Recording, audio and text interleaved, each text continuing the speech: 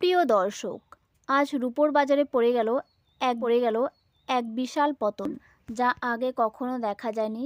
কেন এই পতন? রুপোর দাম কমে যাওয়ার প্রধান কারণ হলো আন্তর্জাতিক বাজারের চাহিদা কমে যাওয়া, বিনিয়োগকারীদের মুনাফা বুকিং, মার্কিন ডলারের শক্তি বৃদ্ধি এবং বন্ডের ফলন বৃদ্ধি। এছাড়াও চীনের মতো প্রধান শিল্প উৎপাদক দেশের চাহিদার ঘাটতি এবং শেয়ার বাজারের অস্থিরতার কারণেও রুপোর দাম প্রচুর পরিমাণে কমে যায়। বিনিয়োগকারীদের মুনাফা বুকিং: যখন রুপোর দাম খুব বেশি বেড়ে যায়, তখন অনেক বিনিয়োগকারী লাভ ঘরে তোলার জন্য শেয়ার বিক্রি করে দেয়, ফলে সোনার দাম প্রচুর পরিমাণে কমে যায়। এছাড়াও মার্কিন ডলার শক্তিশালী হওয়া, বন্ডের ফলন বৃদ্ধি, এর ফলে রুপোর দাম কমে যায়।